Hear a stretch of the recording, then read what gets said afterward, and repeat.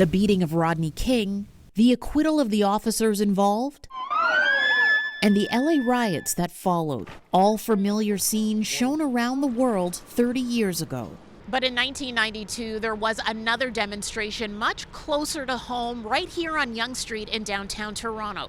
A protest that became a major flashpoint when it came to the city's acknowledgement of anti-black racism.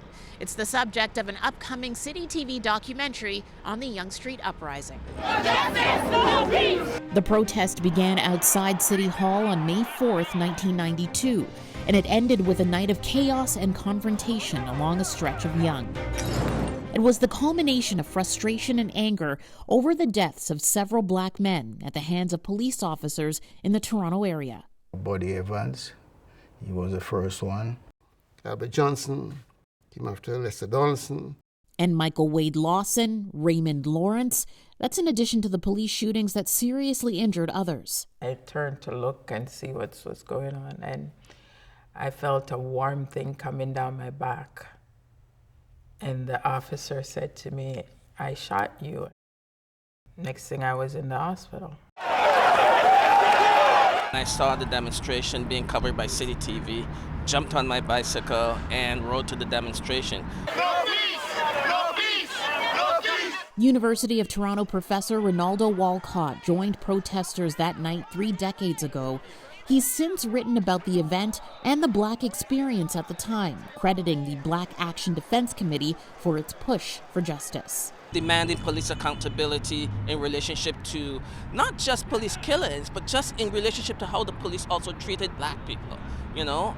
So there was a sense of possibility that in fact, if we push back hard enough, that we could actually change things.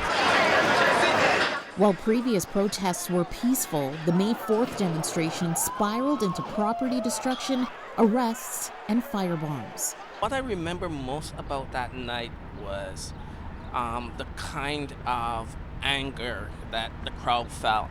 And then I remember getting close to Yonge and Gerard and hearing the windows beginning to break. Some officials called it a riot. Advocates refer to that night as an uprising, revealing the reality of racism in Canada. Just over a month later, a government-commissioned report on race relations was released and officially acknowledged that anti-black racism was an issue in Ontario. The kinds of measures and policy changes that they stepped in with were not sustained, so by the time we got to the 2000s, we were back with the same kinds of problems.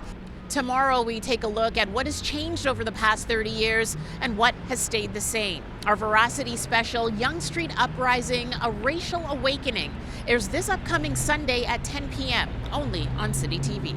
Tammie Sutherland, City News.